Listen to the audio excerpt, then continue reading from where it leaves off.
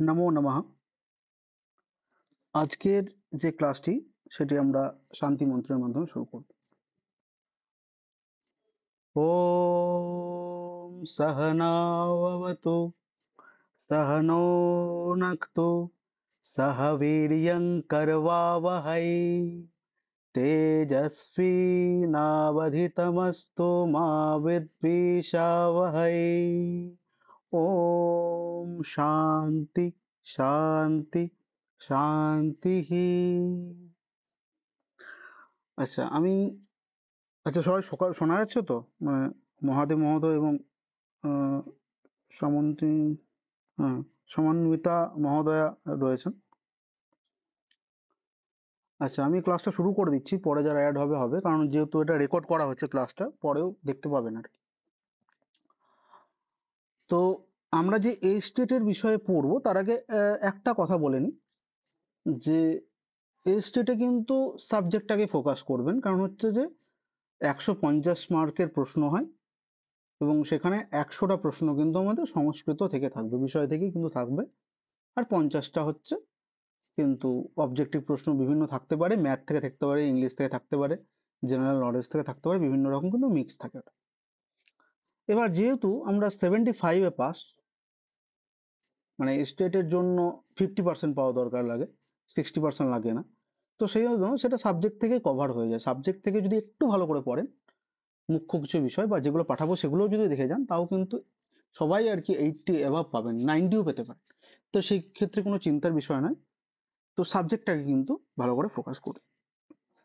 এবার সাবজেক্টের মধ্যে আমি দেখুন সিলেবাস কিছু পাঠিয়েছি। সেই সিলেবাসের মধ্যে রয়েছে যেমন হচ্ছে আহ মেঘদূত রয়েছে, পূর্ব মেঘ, কিরাতার্জুনের প্রথম স্বর্গ, হ্যাঁ, এরকম কিন্তু বিষয়গুলো রয়েছে। তাহলে এখন প্রশ্ন হচ্ছে যে এইগুলোর কি তাহলে মানে যেগুলো শ্লোক আছে সেগুলো কি পড়তে হবে? যেমন কিরাতার্জুনের প্রথম স্বর্গে 46টা শ্লোক আছে, তাহলে কি 46টা পড়তে হবে? না, এখন বিষয় হচ্ছে যেগুলো মেন মেন টপিক সেগুলো কিন্তু আমাদের 20টা করে শ্লোক কিন্তু দেখাটা উচিত। যেমন হচ্ছে মেঘদূতের আমি 20টা পড়িয়ে দেবো শ্লোক, কিরাতার্জুনীয় পড়িয়ে দেবো, এবং এখান থেকে এর বাইরে যে প্রশ্নগুলো আসবে সেগুলো আমি প্রশ্নর মানে প্যাটার্ন, প্রশ্ন উত্তর পাঠিয়ে দেবো বা ডিটেলিং করে দেবো। সে তার মধ্যেই আসবে, তার বাইরে কিছু আসবে না সেরকম ভাবে। এক দুটো যদি আসে, মানে এক দুটো ধরুন, সেটা তো আর কি আসতেই পারে, সেটা তো আর বলার নেই, মানে যেখান থেকে বুঝে দিতে পারে, তবে 90%-এর অ্যাবাভ কমন পাবেন। আজকে আমরা একটা ছোট্ট টপিক পড়বো এবং সেই টপিকটি হচ্ছে যে বাণভট্ট কালী তিনি যে রচনা করে গেছেন তার মধ্যে একটা রয়েছে আমাদের সিলেবাসের মধ্যে, যেটা রয়েছে কি, যে কাদম্বরী, এবং কাদম্বরীর মধ্যে পুরোটা নয়, কাদম্বরী সুকোনাসোপদেশ, এই বিষয়ে কিন্তু আমাদের পড়তে হবে। ওটা নিয়ে আজকে আলোচনা করব। এবং দেখুন, আমাদের যখন কবি পরিচয় আলাদা করে দেওয়া থাক বা না থাক, যখন কোনো বিষয় আলোচনা হবে তার পরিপ্রেক্ষিতে কিন্তু কবি পরিচয়টাও কিন্তু পড়াটা দরকার, কারণ সেখান থেকেও প্রশ্ন আসবে। তাহলে আজকে আমরা প্রথমে শুরু করতে চলেছি যে বাণভট্টের যে রচিত কাদম্বরীর যে একটা কথা অংশ, এটা কি সুকোনাসোপদেশ, সেটা শুরু করতে চলেছি। আচ্ছা, স্ক্রিনটা দেখা যাচ্ছে কিনা বলবেন, আমি স্ক্রিনটা শেয়ার করছি। স্ক্রিনটা দেখা যাচ্ছে?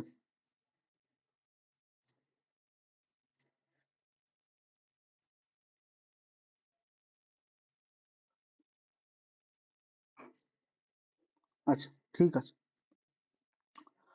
তাহলে দেখুন, আমাদের নিয়ম হচ্ছে, শাস্ত্রের নিয়ম হচ্ছে যে যখনই কোনো কাব্যগাথা রচনা হোক তখন তার আগে কি হয়, মঙ্গলাচরণ করা হয়, যাতে বিঘ্ন বিনাশ উপস্থিত না হয়।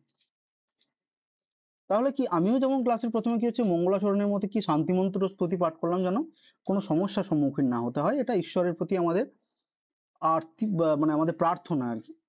তো সেরকমই আর কি বাণভট্ট কিন্তু এই যে রচনাতে তিনি কিন্তু মঙ্গলাচরণে প্রথম পড়েছেন। মানে মঙ্গলাচরণটা আমাদের সিলেবাসে নেই, কিন্তু মঙ্গলাচরণ প্রত্যেকটাই পড়তে হবে, কারণ হচ্ছে সেখান থেকে প্রশ্ন আসে। তাহলে প্রথমেই মঙ্গলাচরণে কি বলা হয়েছে সেটা আমরা একটু দেখে নেব।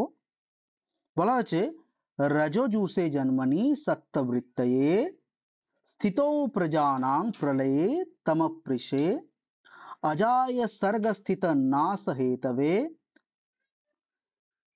त्रयीमराय त्रिगुणात्मने नमः।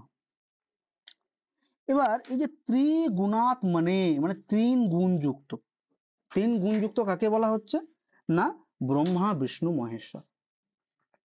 দেখুন আমাদের ইংলিশেও কোড আমরা ইউজ করি না জিওডি গড, তো এটাও কিন্তু শুধু শুধু কিন্তু নামটা দেওয়া হয়নি, এটারও কিন্তু তাৎপর্য রয়েছে।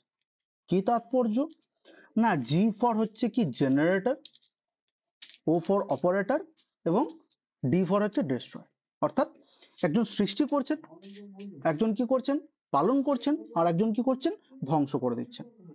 তাহলে আমাদের ব্রহ্মা যিনি রয়েছেন তিনি সৃষ্টিকর্তা, তাহলে জি ফর ব্রহ্মাকে এখানে কিন্তু ইন্ডিকেট করতে পারি আমরা। তাহলে গড জি সে ব্রহ্মা তিনি হচ্ছেন কি ক্রিয়েটিভ মানে অ্যাক্টিভ থাকছেন এবং সেটাতে কি করছেন সৃষ্টি করছেন, পালন করছেন, বিষ্ণু পালন করছেন এবং মহাদেব কি করছে রুদ্রমূর্তি ধারণ করে সেটা কিন্তু বিনাশ ঘটিয়ে দিচ্ছে। এবার এই শ্লোকেও কিন্তু সেটাই বলা হয়েছে। কি বলা হয়েছে যে রজজুষে জন্মানি সত্রবৃত্তায়, অর্থাৎ রজগুণের যে মানে প্রভাবে কি হচ্ছে জন্মানি সত্যবৃত্তায়। তাহলে সত্যবৃত্তায় এটা পড়ে মানে রজজুষে জন্মানি, তাহলে রজগুণের দ্বারাই কিন্তু সৃষ্টি হয়েছে। তাহলে দেখুন আমরা যখন কোনো কিছু ক্রিয়েটিভ থাকার চেষ্টা করি, আমরা যখন স্বতঃস্ফূর্ত থাকার চেষ্টা করি তখনই কিন্তু আমরা সে কাজে সফল হয়। তাহলে হচ্ছে সেটা কিন্তু রজবৃত্তির দ্বারা হয়। সত্য রজতম গুণটা কি আর একটু সহজভাবে বুঝিয়ে দিই। সত্য গুণ হচ্ছে এরকম যেটা আপনি ন্যাচারাল ভাবে করছেন, মানে সকালে উঠছেন ন্যাচারাল ভাবে ব্রাশ করছেন, হাত মুখ ধুচ্ছেন, হ্যাঁ ফ্রেশ হচ্ছেন, চা খাচ্ছেন ইত্যাদি যে বিষয়গুলো, এগুলো কিন্তু সত্য গুণ। আপনাকে কিন্তু কেউ প্রেসারাইজড করছেন, আপনি নিজেই করছেন। এবং তাহলে সত্যগুণ হলো। রজগুণ কি হচ্ছে রজগুণ দেখবেন যে সবসময় কিন্তু মানুষের মধ্যে থাকে না, মানে আমার কালকে এক্সাম, হয়তো কোনো কিছু একটা এক্সাম আছে আমি রাত জেগে পড়ছি ভালো ফলাফলের জন্য, মানে কি মানে এটা আমার রজগুণের প্রবৃত্তি, মানে ওটা কিন্তু কিছুক্ষণের জন্য থাকছে, তখন মনে হয় যে আরো পড়লে আরো বেটার হতো আর কি, আরো ফলাফল আমাদের ভালো হতো। তো এইরকম চিন্তা ভাবনা করে কিন্তু আমরা সেই পড়াতে প্রবৃত্ত হয়। তাহলে হচ্ছে রজগুণ। আর তমগুণ কি করে, তমগুণ হচ্ছে আমাদেরকে কিন্তু আলস্যতা নিয়ে আসে। মানে আমরা হয় না যে আমরা পড়ছি হয়তো কিন্তু মনে হচ্ছে যে না আজকে পড়তে ভালো লাগছে না, আজকে তো একটু ঘুম ঘুম লাগছে চোখে, তো আজকে ঘুমিয়ে পড়ি। এই যে তমগুণ আপনাকে প্রেসারাইজড করে ঘুমিয়ে যাওয়ার জন্য যে আজকে ঘুমিয়ে যান আর আজকে পড়ুন মানে পড়তেই হবে, এটা রজগুণ আপনাকে কিন্তু কি করছে ক্রিয়াশীল করছে। তাহলে এখানে রজজুষে জন্মানি, তাহলে জন্ম হচ্ছে কি রজগুণের দ্বারা এবং সেটা সৃষ্টি করছে রজগুণ কার না এটা কিন্তু আমাদের ব্রহ্মার।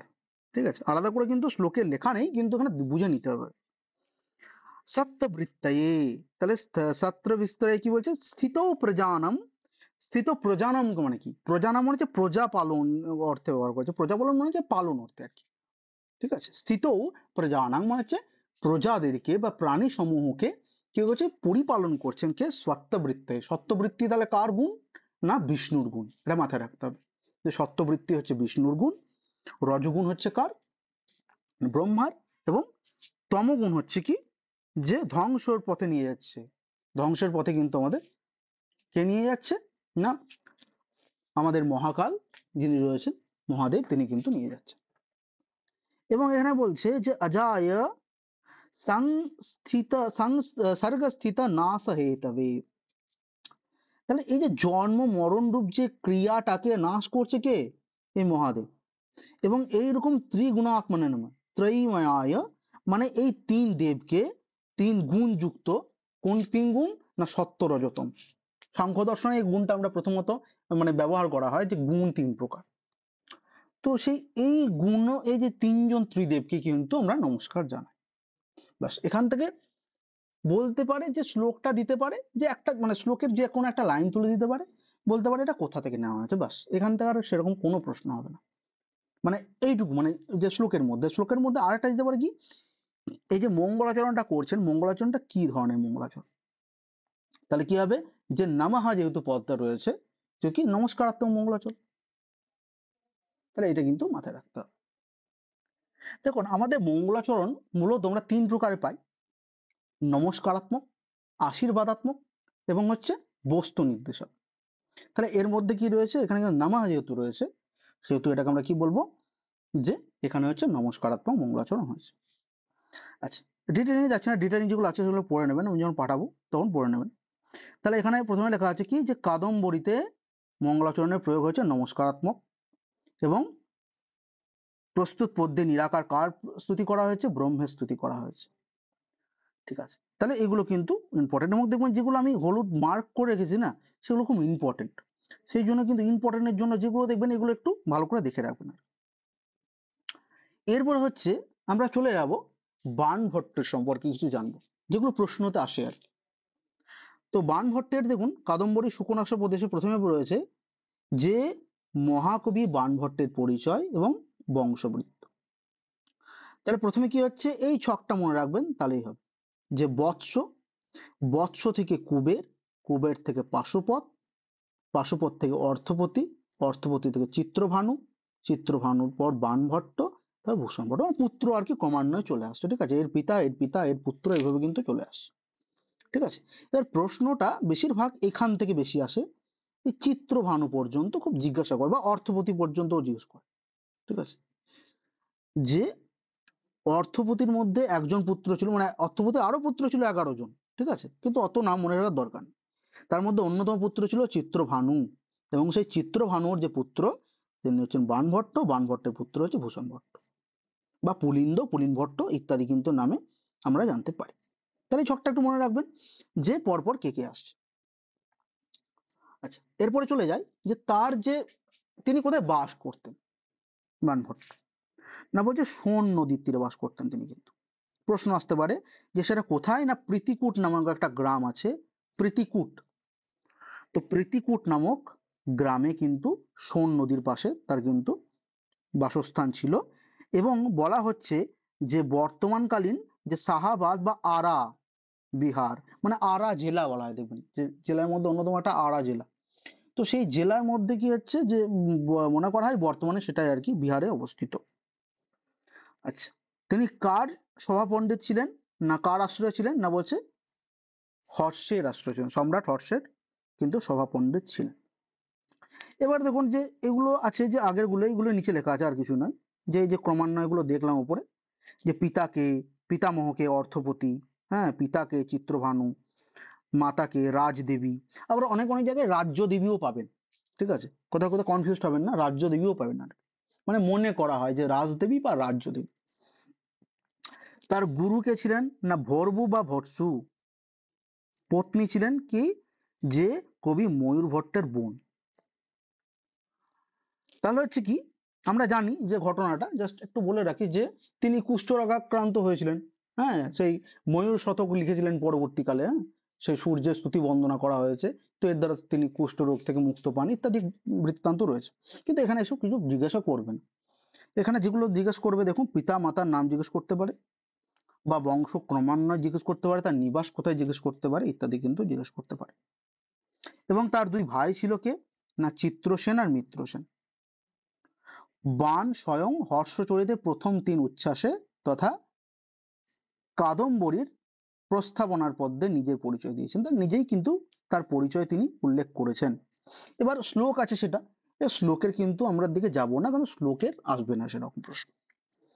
আচ্ছা, উপাসক কি হচ্ছে, তিনি কার উপাসক ছিলেন, খুব ইম্পর্টেন্ট প্রশ্ন, যে তিনি কিন্তু শিবের উপাসক ছিলেন। এবং বাণের যে রচনা সেগুলো কিন্তু পাঞ্চালী রীতি। এবার এই একটা প্রশ্ন যেখানে কিন্তু আপনাকে কনফিউজ করতে পারে, যে যে রীতিটা পাঞ্চালী রীতি, না গৌড়ীয় রীতি, না বৈদর্ভী রীতি। একটা ক্লু দিয়ে দিই, যেটা হচ্ছে যে বাণভট্টের যখন রচনায় পাবেন, বাণভট্টের যখন মানে হর্ষচরিত পড়ুন বা আমাদের কাদম্বরী পড়ুন, সেখানে কিন্তু আমরা কিন্তু পাঞ্চালী রীতির কিন্তু ব্যবহার দেখব।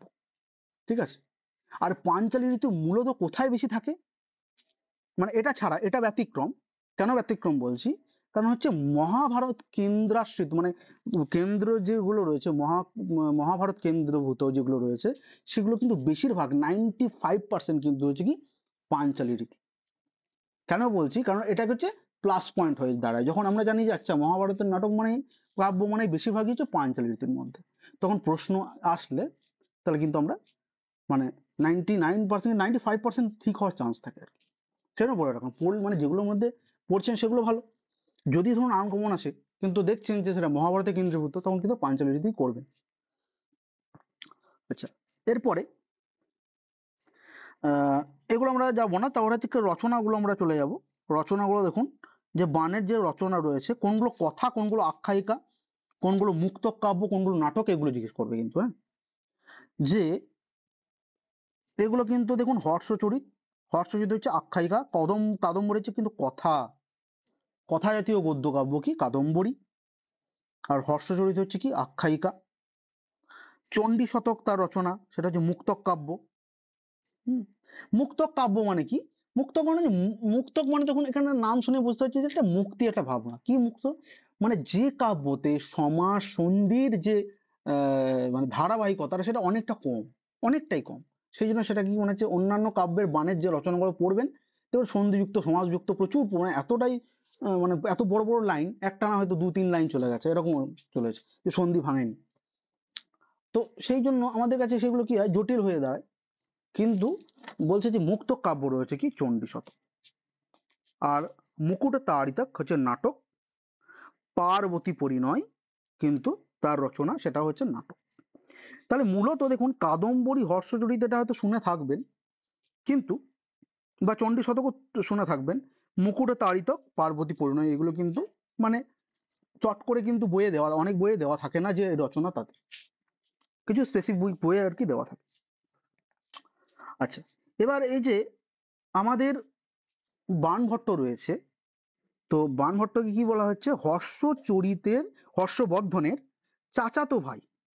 চাচাতো ভাইকে না, তার নাম হচ্ছে কৃষ্ণ। সেই কৃষ্ণের মানে এই কৃষ্ণ কিন্তু ওই কৃষ্ণ নয়, আমাদের মহাভারতের কৃষ্ণ নয় কিন্তু। তাহলে হর্ষবর্ধনের চাচাতো ভাই কৃষ্ণর নিমন্ত্রণে কি করেছিলেন, যে তিনি ইনভাইট করেছিলেন, এবং বাণভট্ট কিন্তু হর্ষের রাজসভায় গিয়েছিলেন, এটা কিন্তু জানতে পারি। এবার উপাধি কিছু কিছু রয়েছে, কাকে কি বলা হয় উপাধি, এই প্রশ্নগুলো কিন্তু খুব দেওয়া হয়। ঠিক আছে, বেশিরভাগ ইম্পর্টেন্ট গুলো এখানে লেখা হয়েছে। যেমন রয়েছে যে বানস্তু পঞ্চাননঃ, তাহলে কি চন্দ্রদেব কর। দেখুন এইটার মধ্যে খুব দুটো দিয়ে দেয় কি, যে বানস্তু পঞ্চানন না পঞ্চ বানস্তু বান। এবার এটার মধ্যে কি হয় যে দুটোতেই যেহেতু বান আছে, আমরা ভুল করে বসি যে কোনটা শ্রীচন্দ্রদেব হবে এবং কোনটা জয়দেব হবে। দেখুন একটা জিনিস মাথায় রাখবেন, আমি আমি যেভাবে মনে রাখার চেষ্টা করি আর কি, সেইভাবে একটা পন্থা বলছি। যে বান মানে বান হচ্ছে কি, ঈশ্বরের কাছে আগে বেশি বান মানে ক্ষমতা থাকে, না সাধারণ মানুষের কাছে বেশি ক্ষমতা থাকে? তাহলে দেখুন ঈশ্বরের কাছে ঐশ্বরিক ক্ষমতা বেশি। তাহলে চাঁদকে যদি আমি ঈশ্বর ধরি, মানে এইভাবে মনে রাখার চেষ্টা করি যে চন্দ্র মানে হচ্ছে দেব, চন্দ্রদেব, তাহলে বানটা তার কাছে নিশ্চয়ই আগে থাকবে। তাহলে যেখানে বান আগে থাকবে সেখানে হচ্ছে চন্দ্রদেব। তাহলে দেখুন বানস্ত পঞ্চানন, তাহলে সেখানে কিন্তু শ্রীচন্দ্রদেব, এটা মনে রাখা সহজ। আর পঞ্চবানস্ত পরে যেটা থাকবে সেটা হচ্ছে জয়দেব, তাহলে পঞ্চবানস্ত বান। আচ্ছা, মহানয়ং ভুজঙ্গ, ঠিক আছে, মহানয়ং ভুজঙ্গ, এটা মানে এই ভুজঙ্গ মানে হচ্ছে যে সাপ।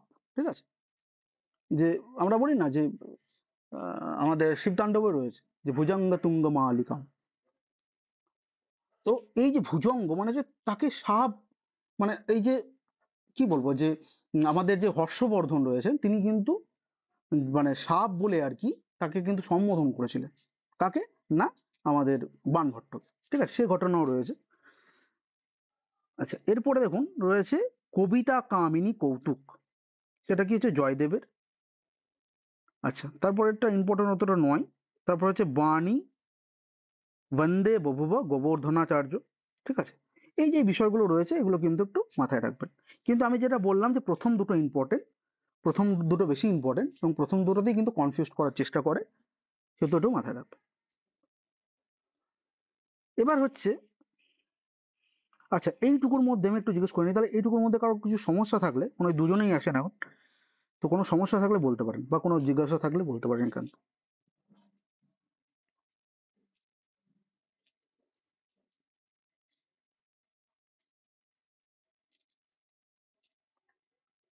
আচ্ছা, ঠিক আছে। মহাদেব মহোদয় আছেন?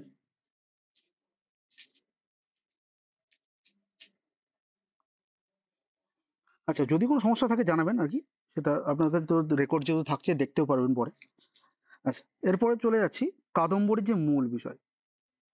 তাহলে কাদম্বরী লেখক রয়েছে বাণভট্ট, এবং সেটা কোন জাতীয় কাব্য, মানে কাব্য বিধা। কাব্য বিধা মানে হচ্ছে যে কি ধরনের কাব্য। এবার আমি যখন প্রশ্ন, আমি কিছু প্র্যাকটিস সেট করাবো যখন, সেগুলো কিন্তু আমি হিন্দিতে প্রশ্ন করব। সেগুলো কিন্তু অ্যান্সার গুলো করবেন, কারণ হচ্ছে প্রশ্ন তো হিন্দিতেই আসবে, মানে সংস্কৃততেও আসবে না, বাংলাতেও আসবে না। তো যেগুলো শ্লোকগুলো হয়তো তুলে দিতে পারে সংস্কৃত, তাছাড়া কিন্তু আমাদের হিন্দিতেই প্রশ্ন আসবে। তো এই কাব্য বিধা, এই কাব্য বিধার রূপটা কিন্তু আমি লিখেছি কেন কি, এটা হিন্দিতে ইউজ করা হয় বিধাটা, মানে কি ধরনের কাব্য আর। তো এখানে হচ্ছে কথা জাতীয় গদ্য কাব্য। দুটো খণ্ড রয়েছে, কি কি? একটা হচ্ছে পূর্বার্ধ, একটা হচ্ছে উত্তরার্ধ। এবার প্রধান রস কি? শৃঙ্গার রস। যেহেতু প্রেম রসাত্মক কাব্য, মানে একটা গদ্য কাব্য। হুম, তো সেই জন্য কিন্তু মানে চন্দ্রাপীর এবং আমাদের কাদম্বরীর প্রেম কাহিনী রয়েছে, তো সেই জন্য কিন্তু এটা শৃঙ্গার রস। এবং কোথা থেকে নেওয়া হয়েছে, এটাও জিজ্ঞেস করে যে কি প্রধান রস। এবং দেখুন আরেকটা জিনিস বলে রাখি, প্রধান রস আর অঙ্গী রস একই কিন্তু, হ্যাঁ। পরীক্ষায় কিন্তু প্রধান রস দেবে না, অনেক সময় অঙ্গী রস জিজ্ঞেস করে নেবে। তখন অঙ্গী রস বলতে হবে কি শৃঙ্গার রস। তখন ভাববেন যে আচ্ছা প্রধান রস তো শৃঙ্গার রস, তাহলে হয়তো অন্য কিছু হবে, অন্য অঙ্গী রসটা অন্য কিছু একটা ক্লিক মানে আর কি রাইট দিয়ে দিলেন, সেখানে কিন্তু ভুল হয়ে যাবে বিষয়টা। আচ্ছা, নায়ক হচ্ছে কে? তাহলে চন্দ্রাপীর। ব্যাকেটে শূদ্রক কেন লেখা হচ্ছে? শূদ্রক মানে হচ্ছে জন্মান্তরবাদের, এটা বলা হচ্ছে, হ্যাঁ, জন্মান্তরবাদে আমরা আসছি। তাহলে শূদ্রক কি বুঝে নেবেন বিষয়টা। তাহলে চন্দ্রাপীর নায়িকা হচ্ছে কাদম্বরী। সহনায়িকাকে, সহনায়িকা আমরা দেখতে পাচ্ছি বৈশম্পায়ন বা পুণ্ডরিক, এবং সহনায়িকা, নায়ক হচ্ছে আর নায়িকা হচ্ছে মহাশ্বেতা। বৈশিষ্ট্য হচ্ছে তিন জন্মের কথা। ঠিক আছে, এই যে তিন জন্মের কথা বললাম না, এখানেই হচ্ছে মূল বিষয়।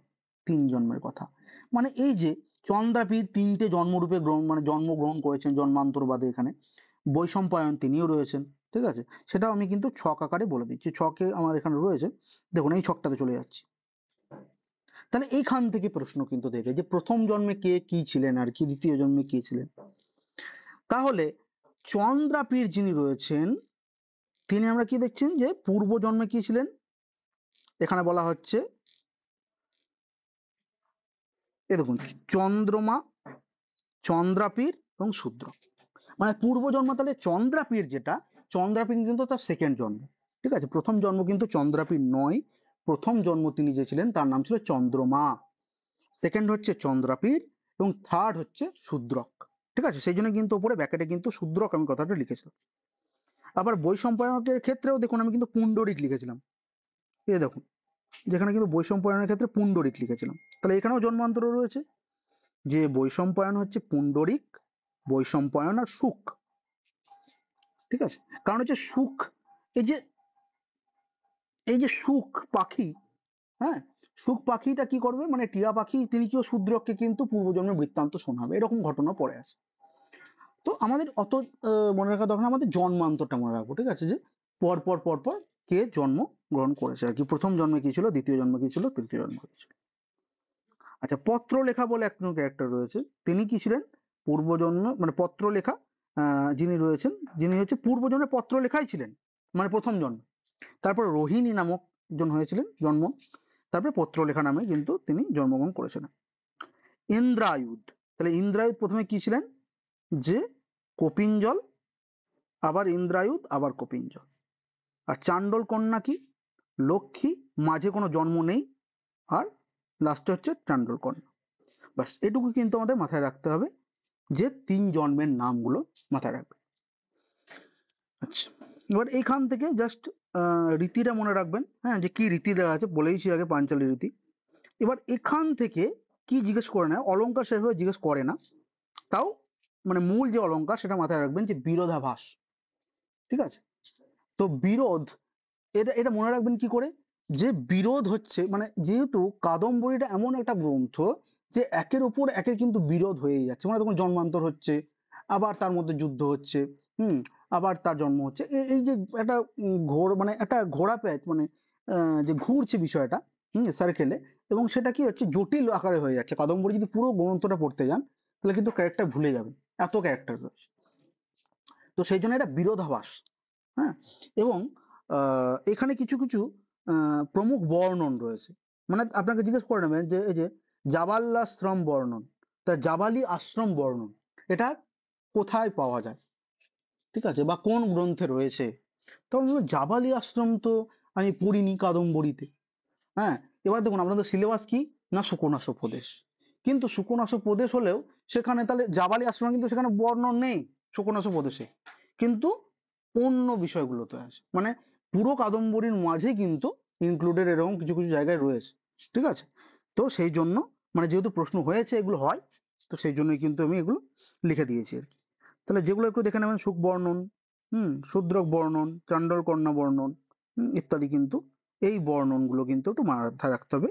এবার তার মধ্যে সব থেকে গুরুত্বপূর্ণ কি, একটা হচ্ছে জাবালি বর্ণন, একটা হচ্ছে জাবাল্যা আশ্রম বর্ণ বা জাবালি আশ্রম বর্ণ, মানে জাবালি আশ্রম বর্ণন, আর একটা হচ্ছে জাবালি বর্ণ। এই দুটো খুব ইম্পর্টেন্ট। আচ্ছা, এরপরে এটা কি হচ্ছে যে মঙ্গলাচরণ রূপে 20টি পদ্যে বংশস্থ